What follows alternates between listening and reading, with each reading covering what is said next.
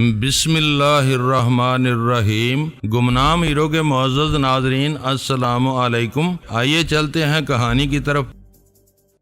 جی ہاں، میں نے آپ سے غلط نہیں کہا ہے، میں کسی کو مارنا نہیں چاہتا تھا، اگرچہ یہ بات میرے بس میں تھی۔ میرے پاس الیور کا پستول موجود تھا، مگر میں نے فراسٹ کو زخمی کرنے کے سوا کچھ نہیں کیا۔ اگر میں ایسا نہ کرتا تو وہ مجھے یقیناً مار دیتا۔ مگر سوال یہ ہے مسٹر گائس کہ آخر ان کی گولیاں کیوں نہیں چلی؟ کیسے آپ ہر بار ان کے پستولوں سے بچتے رہے؟ یہ بڑا اہم سوال ہے، ذرا اس کی تو وضاحت کر دیں۔ یہ ہمفرے کی آواز تھی، وہ مجھے بہت ہی حیران پریشان نظروں سے دیکھ رہا تھا۔ ہاں، یہ واقعی بہت اہم سوال ہے مسٹر غیاث احمد، اس سے پہلے طیارے کے اندر بھی یہی کچھ ہو چکا ہے۔ کوئی زرہ پہن رکھی تھی آپ نے؟ گریگری نے اس بات میں گہری دلچسپی لیتے ہوئے کہا، اور سگار اس نے دوبارہ سلگا لیا۔ کیا تم صبح اٹھ کر نہائے تھے؟ بہت تازہ دم لگ رہے ہو۔ ہمفرے نے ایک دم میرے حلیے پر نظر ڈالتے ہوئے کہا، میرا خیال ہے یہ سوال اسے بہت پہلے پوچھنا چاہیے تھا، مگر وہ اسے اب یاد آ رہا تھا۔ ہاں، یہ غلطی مجھ سے ہو چکی ہے، میں نے آپ کا غسل خانہ استعمال کیا تھا مسٹر گریگری۔ وہ دونوں ہنس دیے۔ گریگری بولا، کوئی بات نہیں، تم نے غسل کر لیا، یہ بہت اچھا کیا۔ اتنے سارے خون خرابے کے بعد نہا لینا ہی اچھا ہوتا ہے۔ میں نے اس کی بات کا کوئی جواب نہیں دیا تو وہ پھر بولا، میرا خیال ہے تم نے ابھی ناشتہ بھی نہیں کیا ہوگا۔ ظاہر ہے یہاں کون مجھے ناشتہ دیتا، میں ابھی منگواتا ہوں۔ بہرحال اب یہ راز ہمیں بتا ہی دو کہ تم گولیوں سے کیسے محفوظ رہ جاتے ہو۔ یہ بات کسی عجوبے سے کم نہیں ہے۔ گریگری نے پہلو بدلتے ہوئے کہا، اس کی مروب کن مونچھیں پھڑک رہی تھیں، نتنے اس کے بہت ہی حساس تھے، حالانکہ وہ مردانہ وجاہت کا نمونہ تھا۔ پھر بھی جانے مجھے یہ احساس کیوں ہو رہا تھا کہ اس کے چہرے میں کچھ نسانیت ضرور پائی جاتی ہے جو اسے اور زیادہ دل فریب بناتی ہے۔ شاید وہ کسی دن اعلان کر دے کہ وہ عورت بن رہا ہے، شاید میں بھی وہ پولیس کے بہت اعلیٰ عہدے پر فائز تھا، اور ہمفرے جس طرح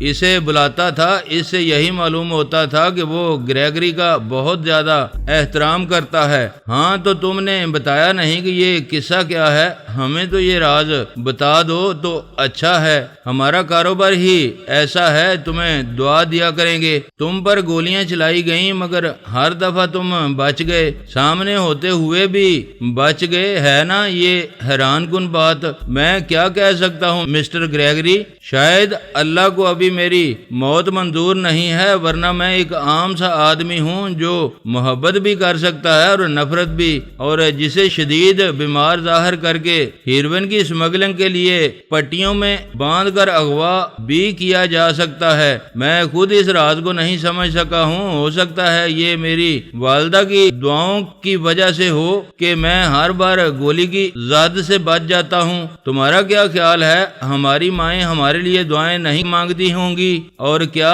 عیسائیوں کی ماؤں کی دعا قبول نہیں ہوتی ہوگی؟ صحیح بات بتاؤ مسٹر گائس، ہم تمہارے شکر گزار ہوں گے۔ ہمفرے نے پھر میرا نام غلط طور پر ادا کیا تھا، اکثر لوگ وہاں یہی کر رہے تھے، کوئی مجھے گے ایس کہتا، کوئی گائس، اور کئی ایک تو سیدھا سیدھا مجھے گیس ہی کہہ دیتے تھے، جیسے میں بھی کوئی سوئی گیس قسم کی چیز ہوں۔ اس کا میں تدارک نہیں کر سکتا تھا۔ میں اس بات کا کوئی جواب نہیں دے سکتا ہوں برادر، کوئی گولی جو میری موت کا سبب بننے کے لیے میرے جسم پر اثر کر جائے، مگر ابھی تک تو میں خود یہ راز نہیں سمجھ سکا ہوں۔ آپ کو کیا بتا سکتا ہوں؟ کوئی بات نہیں، ہم یہ راز معلوم کر لیں گے مسٹر غیاث، کسی نہ کسی دن تو یہ بات ہمارے علم میں آ ہی جائے گی۔ ابھی تو تم 1-2 مہینے ادھر ہی ہو۔ گریگری نے یہ کہہ کر گھنٹی بجا دی۔ عقبی کمرے سے ایک نیگرو قسم کا آدمی نمودار ہوا تو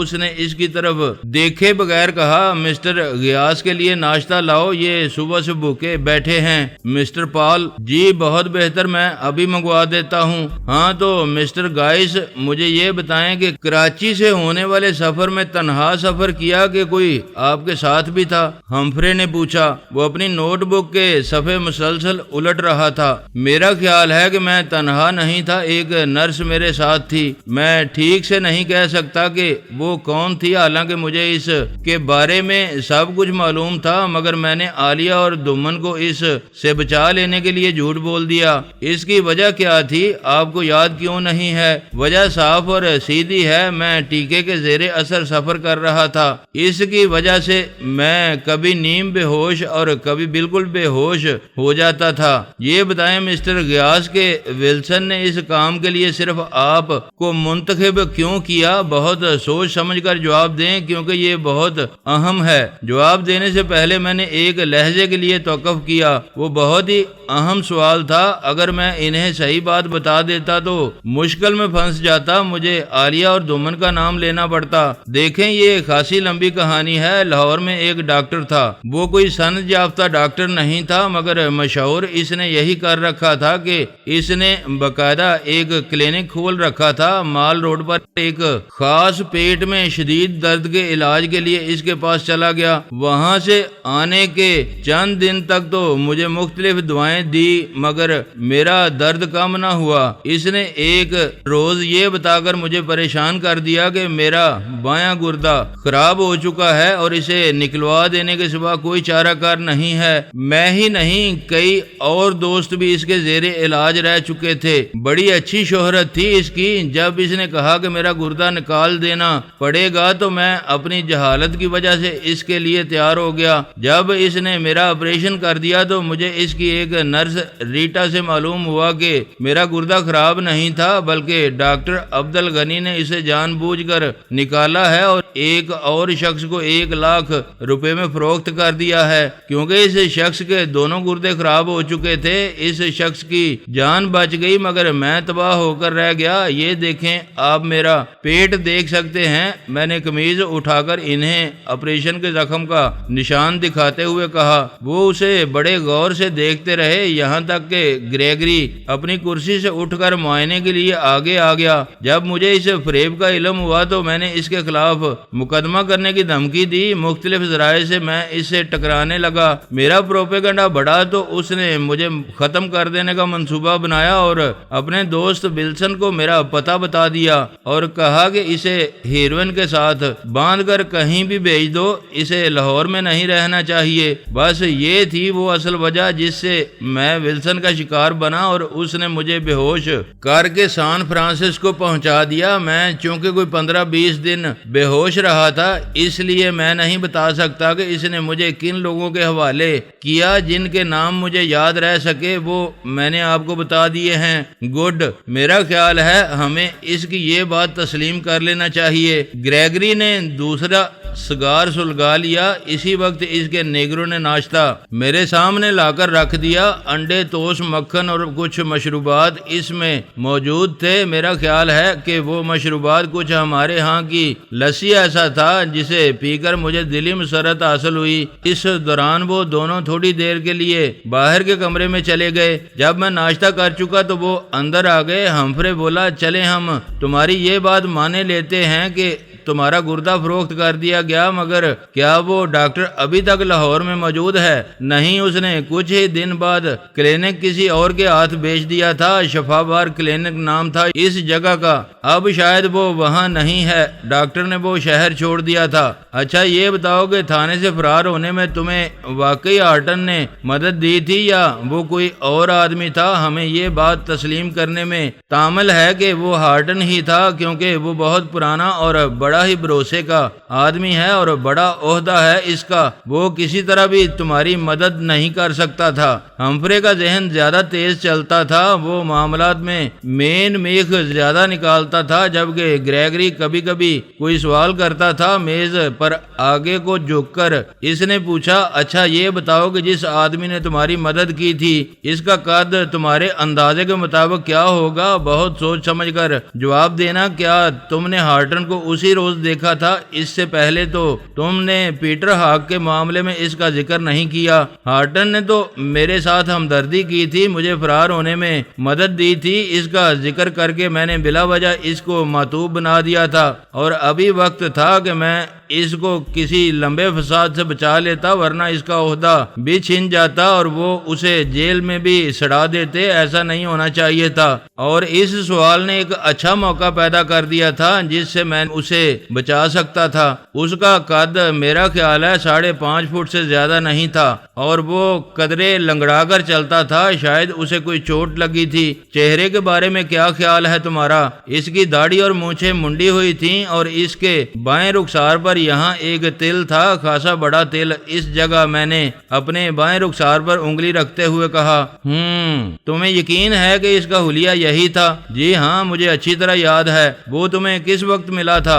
رات کو، یہی کوئی 9 بجے۔ دیکھا تم نے ہمفرے؟ مجھے یقین تھا کہ ہارٹن ایسا کر ہی نہیں سکتا، وہ کوئی اور آدمی تھا، پولیس کی وردی میں اندر چلا گیا ہوگا۔ اس نے خوش ہو کر کہا، میں بھی یہی سوچ رہا تھا کہ ہارٹن کیوں کر ایسا کر سکتا ہے، ہم ایک مدت سے جانتے ہیں۔ ہمفرے نے کہا، پھر وہ میرے ہاتھ پر ہاتھ رکھ کر بولا، ٹھیک ہے مسٹر گائس، اب تم گھر جاؤ، گاڑی تمہیں آلیور کے مکان پر چھوڑ آئے گی، تمہیں ہر حال میں وہیں رہنا ہوگا، فون پر ہم سے تم رابطہ قائم رکھو گے، میرا خیال ہے ہم تمہیں جلد ہی وطن واپس بھجوا سکیں گے۔ آپ کا بہت بہت شکریہ مسٹر ہمفرے، اور آپ کا بھی، جیسے بھی ہو سکے آپ فوراً وطن واپس بھجوا دیں۔ میرے لیے یہ سفر درد سر کا سفر بن گیا ہے، کسی دوسرے ملک میں آنے کا یہ میرا پہلا موقع ہے۔ شکر ہے کہ مجھے کچھ انگریزی آتی تھی، ورنہ تو میں مارا ہی گیا تھا۔ انگریزی تم واقعی بہت اچھی بول لیتے ہو، مجھے خود حیرت ہے۔ یہ کہہ کر گریگری اور ہمفرے نے مجھ سے ہاتھ ملایا، مگر اچانک انہیں کوئی بات یاد آ گئی، اور گریگری نے مجھے روکتے ہوئے کہا، مسٹر غیاث، تم ذرا دیر کے لیے بیٹھو، میری ایک فائل میں کچھ تصویریں ہیں، ان کو دیکھ کر شاید تم اس آدمی کو پہچان سکو جس نے تمہیں تھانے میں فرار ہونے میں مدد دی تھی۔ میرا خیال ہے ہم ہارٹن کو یہاں بلوا لیتے ہیں۔ ہمفرے نے مجھے دوبارہ کرسی پیش کرتے ہوئے کہا، ہاں یہ زیادہ بہتر رہے گا، تم اسے فون کر دو، مگر ایک بات کا خیال رکھنا مسٹر کہ اسے یہ شبہ نہیں ہونا چاہیے کہ تم کس سلسلے میں اس سے مل رہے ہو۔ کیا خیال ہے ہمفرے، ہم اس سے ہارٹن کو ملوائیں یا اسے دور سے پہچاننے دیں؟ یہ کوئی زیادہ مشکل نہ ہوگا، ہم ہارٹن کو دوسرے کمرے میں بٹھا دیں گے، اور یہ شیشے میں سے دیکھ کر بتا سکے گا کہ وہ ہارٹن ہے یا کوئی اور۔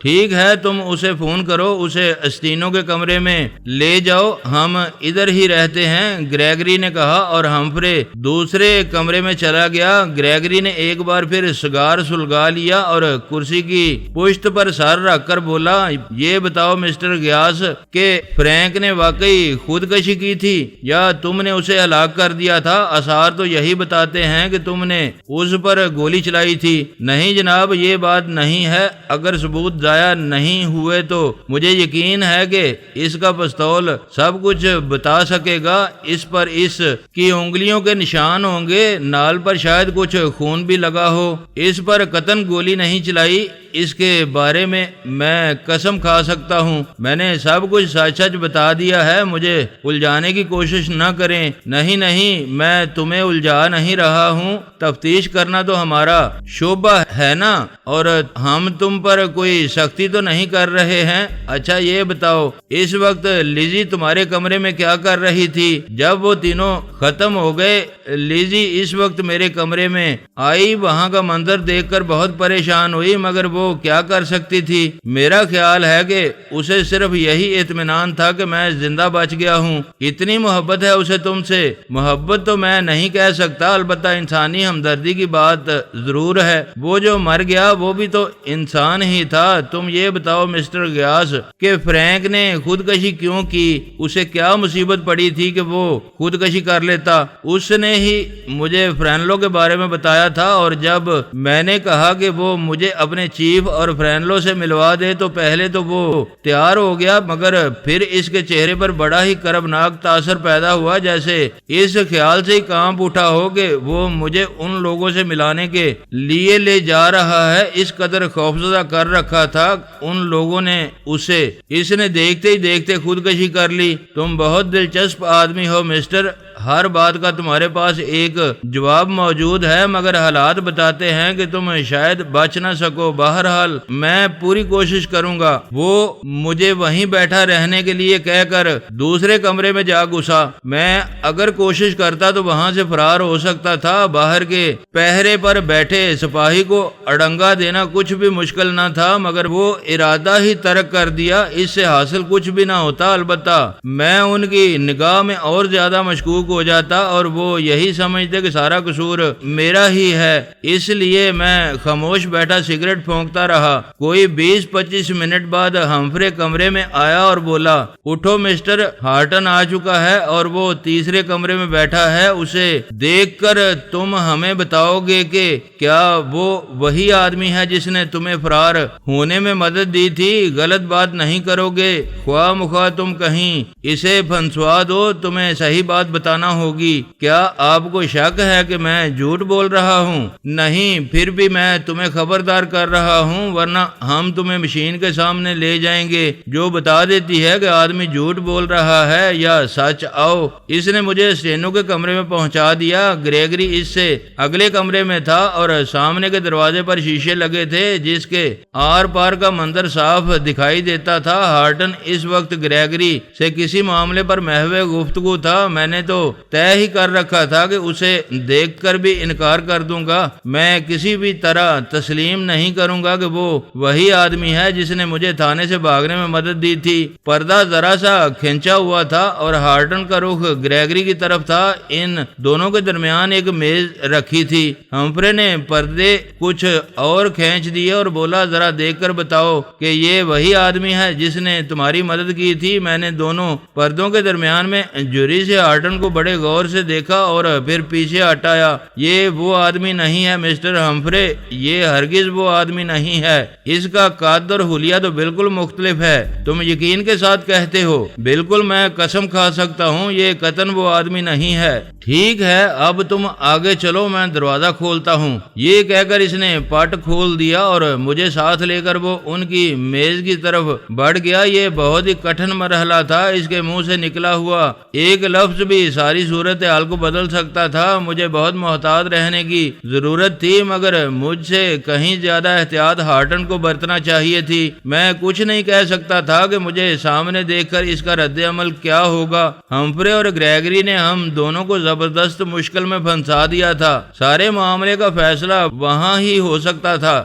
ہیلو ہارٹن، اس سے ملو، یہ گائس احمد ہے، تمہارے تھانے سے بھاگنے والا۔ ہارٹن نے سر کو ذرا سا گھما کر مجھے دیکھا اور پھر ایک دم یوں کھڑا ہو گیا جیسے اس نے کوئی بھوت دیکھ لیا ہو۔ اس کے منہ سے سیٹی سی نکل گئی۔ پھٹی پھٹی نگاہوں سے مجھے سر سے پاؤں تک بڑے غور سے دیکھ کر وہ حیرت زدہ رہ گیا، مگر میں نے گریگری اور ہمفرے کی طرف سے منہ پھیر کر اسے خاص انداز سے آنکھ ماری۔ وہ میرے اس اشارے کو سمجھ گیا۔ بہت تیز اور ذہین آدمی تھا۔ ایک دم مجھ پر برستے ہوئے بہت ہی تحکم امیز لہجے میں بولا، تو بالآخر تم پکڑے ہی گئے۔ یہ کہاں سے ملا ہے تمہیں مسٹر ہمفرے؟ اس نے تو ہمیں ذلیل کروا دیا ہے تھانے سے۔ تم کیسے بھاگ نکلے تھے استاد؟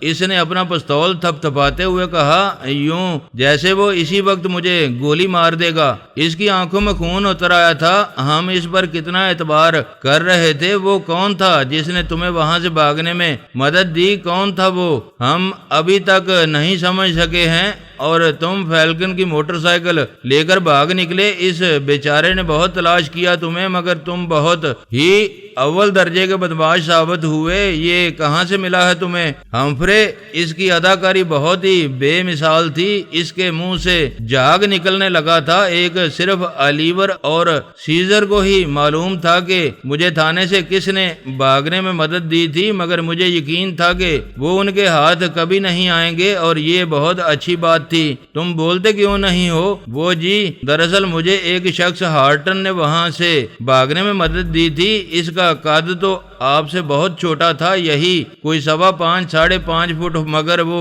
نام اپنا ہارٹن ہی بتا رہا تھا۔ اس نے مجھے پچھلے دروازے کا پتہ بتایا، اوور کوٹ بھی اس نے مہیا کیا، اور فیلکن کی موٹر سائیکل کے بارے میں بھی اس نے بتایا کہ چابی گاڑی میں لگی ہوگی، مگر وہ تھا کون؟ ہارٹن تو میرا نام ہے۔ استاد، کس نے میرا نام لے کر تمہاری مدد کی تھی؟ میں تو اس کو گولی مار دوں گا، میری ملازمت پر یہ ایک دبا ہے، کوئی سنے گا تو کیا کہے گا، حالانکہ میں ہی تمہیں پکڑ کر تھانے لے گیا تھا۔ مجھے معلوم ہے جناب، مگر میں کیا کہہ سکتا ہوں، میں اس سے واقف نہیں ہوں۔ اور وہ کہتا تھا کہ اس کا نام ہارٹن ہے، وہ ابھی تک کرسی پر نہیں بیٹھا تھا، اس کا چہرہ یہ کہہ رہا تھا کہ اگر اس کا بس چلتا تو وہ مجھے وہیں زندہ زمین میں گاڑ دیتا۔ اس کا غصہ کسی بھی طرح کم نہیں ہو رہا تھا، بکواس کرتا تھا وہ، میں ہی تمہیں قانون کے سامنے، اور میں نے ہی تمہیں رہائی دلا دی۔ سن رہے ہو گریگری، یا تو بولتے ہو خواہ مخواہ میرا نام لے رہے ہو، یا اس آدمی کو بچانے کی کوشش کر رہے ہو۔ کون تھا آخر وہ؟ کوئی تھانے کا ہی آدمی تھا۔ میں کیا کہہ سکتا ہوں جناب، اس کا رول تو بہت ہی اہم سا تھا۔ وہ میرے کمرے میں آیا اور ضروری ہدایت دے کر چلا گیا، جن کی وجہ سے میں وہاں سے فرار ہو گیا۔ دیکھ لوں گا میں، وہ مجھ سے بچ نہیں سکے گا، اس کو ڈھونڈ کر میں بند کر دوں گا۔ گریگری، یہ کسی رعایت کا مستحق نہیں ہے، زیادہ ناراض نہ ہو ہارٹن، مجرموں کے کئی رنگ ہوتے ہیں، ہم اس کے بارے میں جلدی ہی کوئی فیصلہ کر لیں گے۔ ابھی دوبارہ آلیور کے مکان پر پہنچا رہے ہیں، ہمیں اس سے بڑی کارآمد معلومات حاصل ہوئی ہیں، ہو سکتا ہے وہ لوگ پھر اس کو بگانے کی کوشش کریں اور کچھ آدمی ہمارے ہاتھ آ جائیں۔ ٹھیک ہے، جو مرضی آئے کرو، بہت ہی گھٹیا آدمی ہے یہ، اس کا بھی خیال نہیں آیا کہ میں اور پیٹر ہاک اس سے کتنی رعایت برت رہے تھے۔ یہ کہہ کر وہ بالآخر کرسی پر بیٹھ گیا۔ گریگری اور ہمفرے مطمئن ہو چکے تھے، اور یہ بہت ہی اچھا ہوا تھا، ورنہ معاملہ اور الجھ جاتا۔ ہارٹن کی ملازمت پر حرف آتا تو وہ مجھے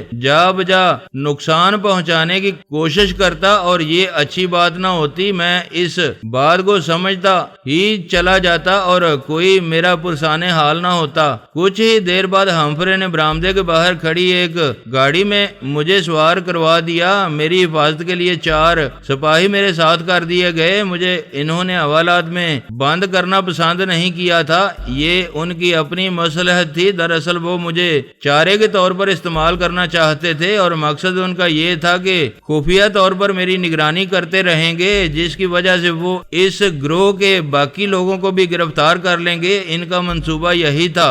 مجھے یقین تھا کہ وہ لوگ مجھے آلیور کے گھر میں ضرور ملنے آئیں گے۔ ہر حال میں مجھے ختم کر دینا چاہتے تھے، کیونکہ انہیں پل پل کی خبر ملتی رہتی تھی۔ کوئی نہیں کہہ سکتا تھا کہ ان کے مخبر کون تھے، کس ذریعے سے انہیں معلومات حاصل ہوتی تھیں، اور وہ اتنی سچ ہوتی تھیں کہ ان کا کوئی بھی منصوبہ ناکام نہیں رہتا تھا۔ اپنے آدمیوں کی یہ ہزیمت قطعاً گوارا نہیں تھی۔ رات بھر جو ہوتا رہا، اس کی وجہ سے وہ میری تکہ بوٹی اڑا دینا چاہتے تھے۔ اس وقت خدا جانے کہاں جا بیٹھا تھا، مگر اس کا حکم چلتا تھا، اور جو کچھ وہ کہتا تھا اسے اس کے آدمی پتھر کی لکیر سمجھ کر اس پر عمل کرتے تھے۔ اور میں اب سان فرانسسکو کا قیدی بن کر ان سپاہیوں کے ساتھ کسی زنجیر سے بندھے بغیر ان کے حکم کی پابندی پر مجبور تھا۔ مجھے وہ دوبارہ آلیور کے مکان پر بھیج رہے تھے تاکہ وہ اپنے منصوبے کو عملی جامہ پہنا سکیں۔ ان کے لیے میری کوئی اہمیت نہیں تھی، میں محض ایک کیریئر تھا جس نے ایک بڑے گروہ کی نشاندہی کر دی تھی، مگر ان میں سے ابھی تک کوئی سرگنا ان کے ہاتھ نہیں آیا تھا، اور یہی بات ان سے برداشت نہیں ہو رہی تھی۔ جو لوگ پکڑے گئے تھے وہ محض کمی کمین تھے، ان کے حکم کے پابند انہیں اپنے گروہ سے غداری کرنے کی جرت ہی نہیں ہو سکتی تھی، اور فرینک کی خودکشی اس کی ایک مثال تھی۔ अलीवर के मकान पर इन्होंने नए ताले चढ़ाए दिए थे जिनकी चाबियां सिपाहियों के पास थी। इन्होंने गेट पर गाड़ी रोकी और मुख्तलिफ ताले खोलते हुए मुझे अलीवर के कमरे में पहुंचा दिया। मुझसे वो कुछ नहीं बोले, कतन खामोश रहे। मैं जब कमरे में पहुंच गया तो इन्होंने एक उचटती सी निगाह चारों तरफ डाली और फिर मुझसे कुछ कहे बगैर वापस लौट गए। मगर मुझे मालूम था कि ग्रेगरी ने मुझ पर निगाह रखने के लिए कोई खास बंदोबस्त कर दिया था। इसका मैं अंदाजा ही कर सकता था, मगर कौन मेरी निगरानी पर मामूर था ये मैं कुछ नहीं कह सकता था। हैरत ये है कि इन्होंने वो कालीन भी वहां से उठवा लिया था जिस पर फ्रैंक का खून लगा हुआ था। वो सिपाही जैसे ही बड़े गेट से बाहर निकले, मैंने तमाम दरवाजे यके बाद दीगरे बंद किए और अलीवर के अकबी कमरे में जा घुसा। वो बड़े सलीके से तमाम कमरों की तलाशी ले चुके थे और जिस चीज को इन्हें जरूरत थी वो वहां से उठा ले गए थे। चीजों की तरतीब जरा नहीं बदली थी। ये उनका कमाले फन था कि जिस चीज को जहां से उठाया गया था वो वहीं ठीक तरीके से रख दी गई थी। मैं कतन अंदाजा नहीं कर सकता था कि कोई शय अपनी असल जगह से हटी हुई है, वरना अपने यहाँ की पुलिस अगर किसी घर की तलाशी लेती है तो पता ये चलता है जैसे वहां से कोई तूफान गुजर गया है। हर शय औंधी सीधी पड़ी होती है और इस बात का कतन ख्याल नहीं किया जाता कि चीजों की एक अपनी तरतीब होती है जिसको बदल देने से हर शय बदल जाती है। बिल अमूम वो बड़े बड़े शवाहद खुद अपने हाथों ही जाया कर देते हैं और फिर सारा जोर वो मुल्जम को डराने धमकाने पर सर्फ कर देते हैं, ख्वाह वो मुजरिम हो या ना हो। अलीवर के अकबी कमरे से निकलकर मैं स्टोर में जा घुसा। लिजी उस तरफ से निकली होगी। स्टोर रूम में पहुंचकर मैंने पिछली दीवार के साथ लगी अलमारी देखी। वो भी मेरा ख्याल है ठीक तरह से अपनी जगह पर रख दी गई थी। मैं कुछ सही नहीं कह सकता था क्योंकि इस बात पर मैंने पहले कभी गौर नहीं किया था। इस अलमारी को खिसकाकर मैंने परे हटाया तो इसके पीछे दरवाजा एक वाकई मौजूद था। यही कोई 2.5 फुट चौड़ा और 6 फुट ऊंचा दरवाजा। तो गोया लिजी इस रास्ते से अपने मकान में गई थी। उसे देखकर मुझे बहुत ही खुशी हुई क्योंकि इस रास्ते से तो मैं किसी भी वक्त लिजी को बुला सकता था, खुद इसके मकान तक जा सकता था। रास्ते में कोई भी रुकावट नहीं थी। इसके पापा सोए हुए होंगे, इसकी सौतेली माँ भी गहरी नींद में होगी और मैं चुपके से लिजी के दरबार में हाजिर हो सकूंगा। कोई मुझे रोक नहीं सकेगा। लिजी से बेरोक टोक मिलने के ख्याल ने मेरे दिल में मुसर्रतों के सारे पैमाने छलका दिए। वो ऐसी थी कि इसके लिए मुझे 1000 बंद दरवाजे खोलने पड़ते तो मैं खोल देता। इसकी आंखों का तस्वर ही आदमी को काफिर बनाने के लिए बहुत काफी था। वो रात को इसी दरवाजे से खौफजदा होकर आगे निकली होगी। अभी तो मैंने इससे कोई दिल की बात कही ही नहीं थी। अभी तो मैं इसे हाले दिल सुनाने को ही था कि वो वहां आ पहुंचे। बावजूद ये कि वहां कमरे का मंजर बहुत ही दिलखराश था, वो बड़े हौसले और अज़म से मेरे पास बैठी रही, जरा नहीं घबराई। इसका वो इब्तदाई इज़्तिराब जल्द ही खत्म हो गया था क्योंकि मैं इसके पास मौजूद था। मैं इस पर अपनी जान कुर्बान कर सकता था। उसे पा लेने की आरज़ू ने मुझे पागल कर रखा था और खुशी मुझे ये थी कि ग्रेगरी और हम्फ्रे ने मुझे दोबारा अलीवर के मकान पर भेज दिया था, वरना मैं इससे दूर रहकर शायद नीम जान हो जाता। महज इसके तस्वर से ही दिन रात दिल बहलाता। इस से मिल लेने की तमन्ना कभी पूरी ना होती।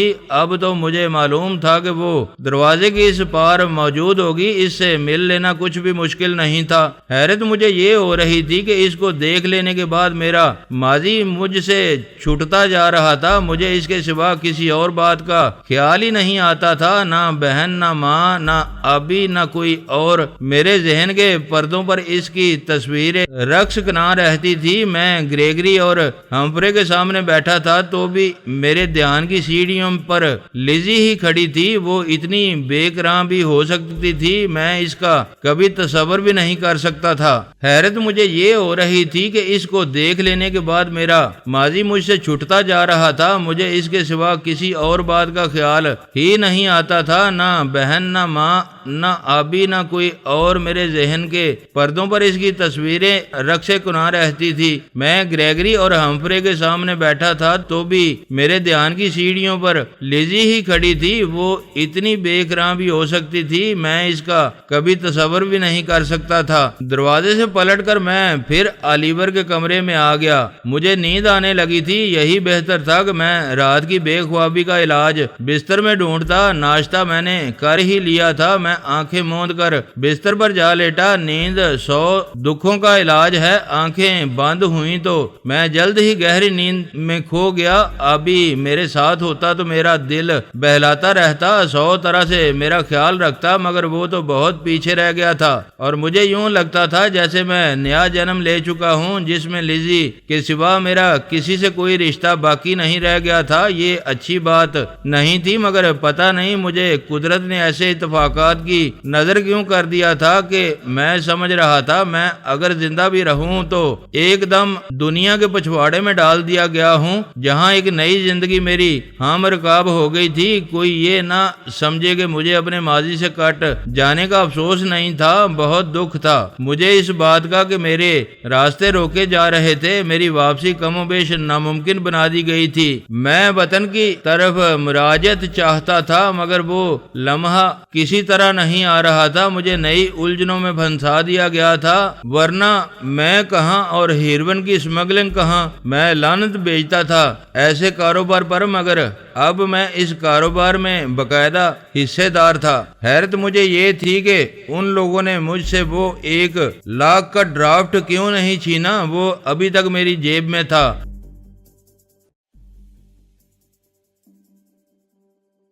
دوستو ویڈیو کو لائک ضرور کر دیا کریں۔ ISI پاک آرمی زندہ باد، پاکستان پائندہ باد۔ معزز ناظرین، اپنا خیال رکھیے گا اور اپنے اس چینل کا بھی شکریہ۔